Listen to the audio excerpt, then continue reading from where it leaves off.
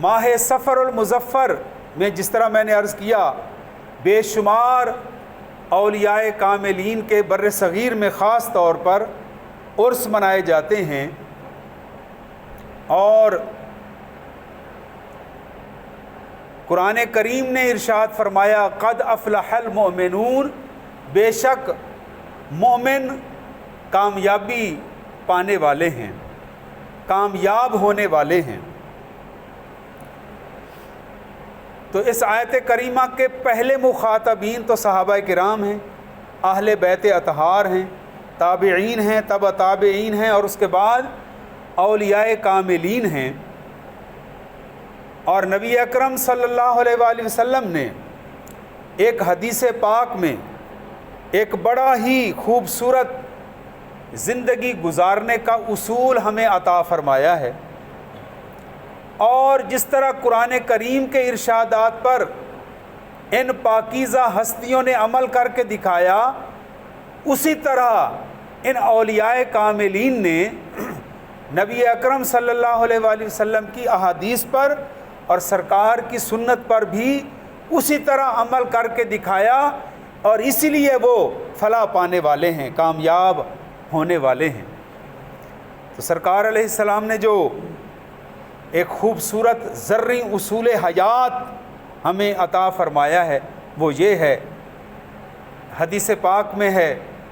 حاسبوا قبل ان تحاسبوا، حاسبوا قبل ان تحاسبوا، اپنا احتساب خود کرو اس سے پہلے کہ تمہارا حساب کتاب لیا جائے، پہلے ہی اپنا حساب کتاب خود لیا کرو اپنے آپ سے۔ یہ حدیث پاک ہے۔ اللہ پاک نے جتنی نعمتیں اور فضیلتیں تمہیں عطا فرمائی ہیں ان کا حساب کتاب رکھو، اللہ کی دی ہوئی کسی نعمت کو غلط طور پر استعمال نہ کرو، بلکہ رضائے خدا اور رضائے مصطفیٰ اور مخلوق خدا کی بہتری کے لیے اللہ کی اس دی ہوئی نعمت کو استعمال میں لاؤ۔ تو اولیاء کاملین نے اس حدیث پاک پر ایسا عمل کیا، انہوں نے دنیا میں رہتے ہوئے دنیا سے دل نہیں لگایا بلکہ دل اللہ اور اس کے رسول کو دے دیا۔ اور حضرت خواجہ نظام الدین اولیاء رحمۃ اللہ علیہ آپ نے بھی اسی لیے ارشاد فرمایا کہ دنیا میں بندہ مومن اس طرح رہے جس طرح کشتی پانی کے اوپر تیرتی ہے، پانی کے اوپر تیرتی رہے تو یہ کنارے تک جا لگتی ہے، لیکن اگر پانی کشتی کے اندر آ جائے تو پھر اسے ڈوبنے سے کوئی نہیں بچا سکتا۔ ایسے ہی آپ دنیا میں اسی طرح رہیں جس طرح کشتی پانی کے اوپر رہتی ہے، ضروریات زندگی حاصل کرو، انہیں خرچ بھی کرو اور دوسروں کو بھی اس میں شامل کرو، لیکن دل تمہارا اللہ کے لیے ہے اور اس کے رسول کے لیے۔ دل میں دنیا کی محبت کو نہ آنے دو، دل اللہ کی محبت کے لیے پاک صاف رکھو۔ اور ان اولیاء کاملین میں جن کا ماہ سفر المظفر میں بڑے عرس منائے جاتے ہیں، ان میں حضرت داتا گنج بخش علی حجویری، حضرت علی بن عثمان الحجویری رحمۃ اللہ علیہ جن کا عرس مبارک شروع ہے۔ اسی طرح حضرت بہاؤالدین زکریا ملتانی، حضرت پیر پٹھان خواجہ شاہ سلیمان توسوی، حضرت خواجہ شاہ نظام الدین توسوی، حضرت مولانا احمد رضا خان بریلوی، اور حضرت پیر مہر علی شاہ صاحب گولڑا شریف، اور ان کے پڑ پوتے حضرت پیر نصیر الدین نصیر، آپ کا عرس مبارک بھی اسی ماہ مبارک میں ہے۔ میں کوشش کروں گا کہ ان تمام بزرگان دین کو خراج تحسین پیش کیا جائے تاکہ ہماری آنے والی نسل کو پتہ چلے کہ یہ وہ مقدس ہستیاں ہیں جن کی محنتوں کی برکتوں سے اللہ نے ہمیں دین اسلام پر ثابت قدمی نصیب فرمائی ہے۔ حضرت داتا گنج بخش رحمۃ اللہ علیہ سے آغاز کرتے ہیں۔ آپ حسنی سید ہیں، امام حسن مجتبیٰ کی نسل پاک میں سے ہیں، اور آپ چوتھی اور پانچویں صدی کے درمیان آپ کا زمانہ ہے۔ آپ اپنے پیر و مرشد کی بارگاہ میں کافی عرصہ تک زیر تربیت رہے۔ میں نے زیر تربیت پر لفظ پر زور اس لیے دیا ہے کہ دوسروں کو نصیحت کرنا، دوسروں کو سمجھانا یہ کوئی آسان کام نہیں ہے۔ لفظوں کا صحیح چناؤ، دل میں خلوص محبت اور سامنے والے کے بارے میں بھلا سوچنا، اور یہ سمجھانے والا کام، نصیحت کرنے والا کام صرف اللہ اور اس کے رسول کو راضی کرنے کے لیے اگر کیا جائے تو پھر دل سے جو بات نکلتی ہے اثر رکھتی ہے، سننے والے پر بھی اس کا اثر ہو جاتا ہے۔ وہ غفلت کی نیند سے بیدار ہو کر اطاعت اور فرما برداری کے راستے پر چل پڑتا ہے، لیکن یہ ہر ایک کے بس کی بات نہیں ہے۔ اس لیے اولیاء کاملین پہلے اپنے شیخ کامل کے پاس رہ کر تربیت حاصل کرتے ہیں، پہلے اپنے آپ کو مارتے ہیں، اپنی انا کو ختم کرتے ہیں، جس طرح کہ ابھی حدیث پاک آپ نے سنی، حاسبو قبل ان تحاسبو۔ وہ پہلے اپنا احتساب کرتے ہیں کہ مجھے دن بھر مجھ سے کتنی غلطیاں ہوئی ہیں اور کتنے کام میں نے اللہ اور اس کے رسول کی فرما برداری میں کیے۔ ہم تو روپے پیسے کا حساب رکھتے ہیں، آج کل سے زیادہ میرا منافع ہونا چاہیے، اس مہینے پچھلے مہینے سے زیادہ میری تنخواہ میں اضافہ ہونا چاہیے۔ اچھی بات ہے، یہ ضروریات زندگی ہیں تاکہ کسی کے سامنے ہمیں ہاتھ نہ پھیلانا پڑے، لیکن روپے پیسے کا حساب کتاب رکھنے کے لیے ہم نے بڑے بڑے رجسٹر، بڑی بڑی کاپیاں اور بڑے بڑے دستے لکھ لکھ کر کالے کر دیے ہیں۔ آج ہمیں یہ بھی سوچنا چاہیے کہ سرکار فرما رہے ہیں حاسبو قبل ان تحاسبو، کہ نیکیوں کا بھی حساب رکھو کہ مجھ سے کتنی نافرمانی والے کام ہوئے ہیں، اگلے دن وہ نہیں ہونے چاہیے۔ اللہ اور اس کے رسول کی فرما برداری میں ہر قدم اٹھانا چاہیے۔ جب ہم اس طرح اپنا احتساب کرنے لگ جائیں گے تو پھر تھانے اور کچہریوں کی ضرورت نہیں رہے گی، خود بخود انسان کے اندر اچھائی کا اور نیک بننے کا جذبہ پیدا ہو جائے گا۔ پھر حکومتوں کو اتنا زیادہ سرمایہ اور پیسہ جرائم کے خاتمے کے لیے نہیں خرچ کرنا پڑے گا، بندے کو خود بخود جرم سے نفرت ہو جائے گی اور نیکی سے محبت پیدا ہو جائے گی۔ تو حضرت داتا گنج بخش علی حجویری اپنے مرشد کی بارگاہ میں زیر تربیت رہے، اور جب پیر و مرشد نے محسوس فرمایا کہ اب یہ دوسروں کو سمجھانے کے قابل ہو گیا ہے تو ارشاد فرمایا، اے علی بن عثمان، اب تمہیں یہاں سے رخصت ہونا پڑے گا۔ عرض کی حضور صبح شام آپ کی زیارت کرتے تھے اور آپ ہمیں اپنے دربار سے دور بھیج رہے ہیں، تو نبی پاک علیہ الصلاۃ والسلام نے بھی حضرت معاذ بن جبل، حضور کے صحابی ہیں، سب کہیں رضی اللہ تعالی عنہ، ہر صحابی نبی جنتی جنتی، جب بھی کسی صحابی کا نام یا صحابیہ کا نام زبان پر آئے تو قرآن کریم نے انہیں یہ سرٹیفکیٹ عطا فرمایا ہے، ان کے بارے میں کہا کریں رضی اللہ تعالی عنہ، اللہ ان پر راضی ہو گیا۔ تو حضرت معاذ بن جبل کو حضور نے یمن کا قاضی بنا کر بھیجا، اور وہ گھوڑے پر جب سوار ہو گئے تو نبی پاک علیہ السلام ان کے ساتھ ساتھ پیدل چلنے لگے اور ان کو نصیحتیں فرمانے لگے۔ انہوں نے عرض کی حضور میرا دل نہیں چاہ رہا، میں سواری پر ہوں اور آپ پیدل ہیں۔ تو سرکار نے فرمایا لیکن حضور کا ادب بھی تھا، لیکن حضور کے ادب سے حضور کے حکم کا درجہ زیادہ ہے، لیکن حضور نے حکم فرما دیا کہ تم سواری پر بیٹھے رہو، اور ہو سکتا ہے اگلے سال میری تم سے ملاقات نہ ہو سکے۔ اس حدیث پاک سے یہ بھی پتہ چل گیا کہ نبی پاک علیہ السلام کو اللہ نے یہ علم عطا فرمایا تھا کہ اگلے سال میرا وصال ہو جائے گا، کسی اور کو نہیں پتہ، یہ حضور کی ذات کو اللہ نے یہ اعزاز عطا فرمایا۔ اس لیے فرمایا کہ اے معاذ ہو سکتا ہے اگلے سال میری تم سے ملاقات نہ ہو سکے، میری یہ نصیحتیں پلے باندھ لو اور یمن میں جا کر قاضی بن جاؤ اور لوگوں کے درمیان حق اور سچ کے فیصلے کرنا۔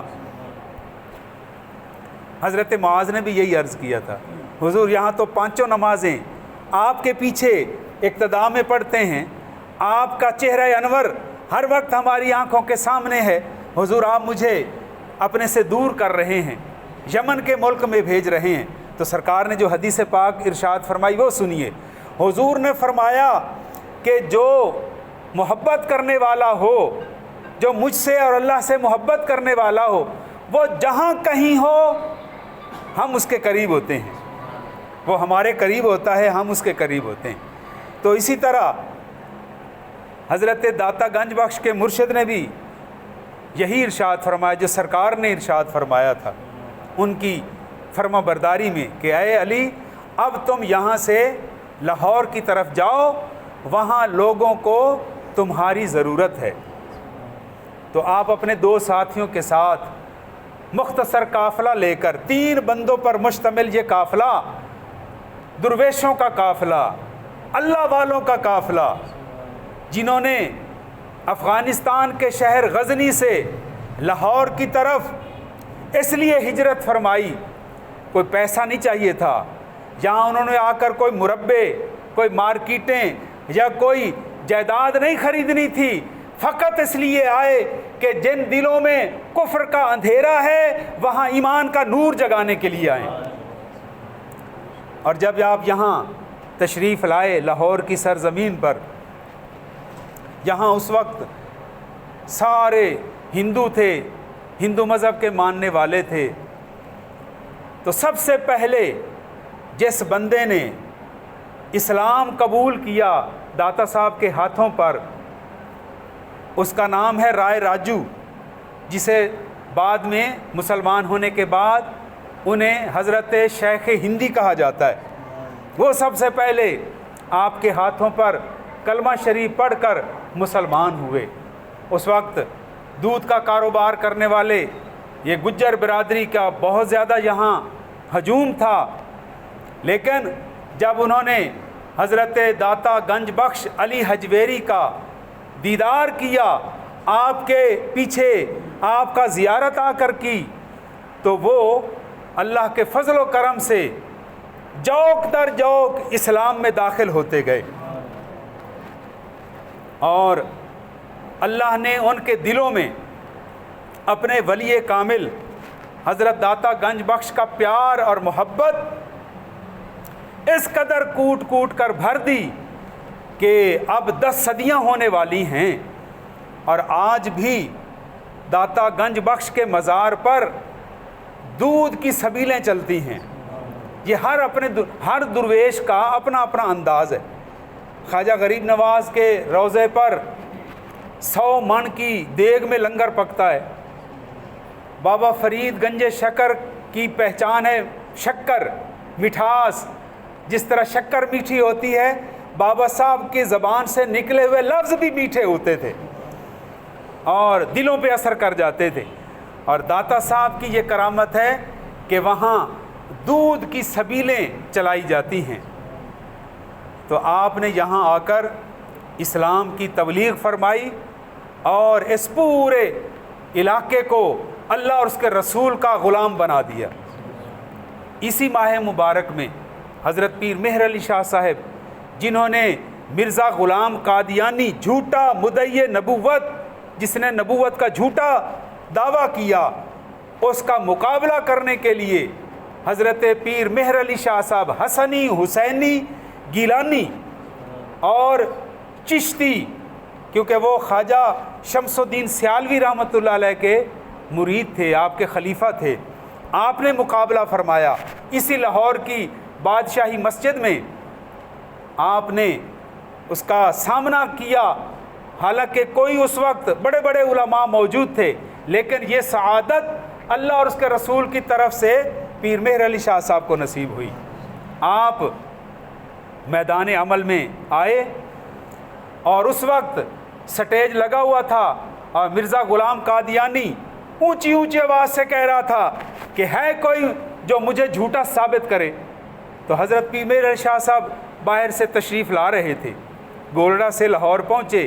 یہاں کے مقامی مسلمان انتظامیہ سے اجازت لی کہ مجھے اجازت ہو تو میں اس بدبخت کو جھوٹا ثابت کر سکتا ہوں۔ تو آپ نے اس وقت یہ فرمایا کہ میں 4 سوال کروں گا اس مرزا کے سامنے۔ پہلا سوال یہ ہے کہ اگر یہ سچا نبی ہے تو دریائے راوی کو حکم دے وہ ابھی ہمارے سامنے ہمارے پاس سے گزرنا شروع ہو جائے۔ دوسرا، ایک کنواری بچی کو پردے میں بٹھا دیا جائے، یہ دعا کرے اللہ اس کو بیٹا دے دے اسی وقت۔ اور تیسرا میرا سوال یہ ہوگا کہ اگر یہ سچا ہے تو یہ شیر بن کر مجھے کھا جائے، اگر میں محمد کا غلام سچا ہوں تو میں شیر بن کر اسے کھا جاؤں گا۔ اور اسی طرح آپ یہ جواب ارشاد فرما رہے تھے، سوالات بیان فرما رہے تھے، تو مرزا کو اس کے کسی گماشتے نے جا کر بتایا کہ پہلے تجھے عام علماء سے واسطہ پڑا، آج وہ مرد درویش آیا ہوا ہے جو علم ظاہر بھی پڑھا ہوا ہے، باطنی علم سے بھی آگاہ ہے، اس کا مقابلہ تم نہیں کر سکو گے۔ اور تاریخ میں یہ لکھا ہوا کہ وہ سٹیج سے بھاگ گیا۔ اور اعلیٰ حضرت مولانا احمد رضا خان صاحب کا وصال مبارک بھی اسی ماہ مبارک میں ہے۔ اللہ تبارک و تعالی اپنے حبیب علیہ الصلاۃ والسلام کے صدقہ اور وسیلہ سے ہمیں اولیاء کاملین کی تعلیمات پر عمل کی توفیق عطا فرمائے، خود بھی ان ناموں کو یاد رکھیں اور اپنے پیارے پیارے بچوں کو بھی ان اولیاء کرام کے ناموں سے واقف کرائیں، تاکہ انہیں پتہ چلے کہ اگر ایمان کو سلامت رکھنا ہے تو پھر اللہ والوں سے تعلق جوڑنا پڑے گا۔ لیکن یہ بھی اللہ نے آپ کو عقل سلیم بھی عطا فرمائی ہے، سوچ سمجھ بھی آپ کو اللہ نے عطا فرمائی ہے۔ بازار میں 100 روپے کا سودا خریدنے جاتے ہیں، آپ ہر طرح سے دیکھتے ہیں صحیح اور اچھا سودا خریدوں جس میں ملاوٹ نہ ہو، جس میں ناجائز منافع نہ کمایا جائے۔ وہ 100 روپے کی خاطر تو تم اپنا عقل اتنا استعمال کرتے ہو، اور پیر پکڑنے سے پہلے بھی اپنا عقل استعمال کیا کرو۔ اس بندے کو پیر بناؤ جو اللہ اور اس کے رسول کی لائی ہوئی شریعت کا، بھیجی ہوئی شریعت کا فرما بردار ہو۔ ورنہ داتا صاحب نے فرمایا ہے اگر کوئی شخص ہوا میں اڑتا ہوا آ جائے، اگر کوئی شخص پانی پہ چلتا ہوا مجھے نظر آ جائے، میں اس کو اللہ کا ولی نہیں مانوں گا، ولی اسی کو مانوں گا جو محمد کو ماننے والا ہو، جو محمد کے دین کو ماننے والا ہو، جو اللہ کو ماننے والا ہو۔ تو جو شریعت کا خود بھی فرما بردار ہو اور اپنے مریدوں کو بھی شریعت کے مطابق زندگی گزارنے کا درس دیتا ہو، وہ ہے پیر کامل۔ اور اسی کے بارے میں خواجہ غریب نواز نے جب یہاں چلہ کیا داتا صاحب کے مزار پر، پھر آگے اجمیر شریف تشریف لے گئے، تو وہ فارسی کا شعر آج بھی ہمارے دلوں پر نقش ہے کہ گنج بخشے فیض عالم مظہر نور خدا، نا کے سارا پیر کامل کامل آرا رہنما۔ اللہ پاک ہمیں نیک لوگوں کی صحبت عطا فرمائے اور برے لوگوں سے، فراڈی لوگوں سے بچنے کی توفیق عطا فرمائے۔ وما علینا الا البلاغ المبین۔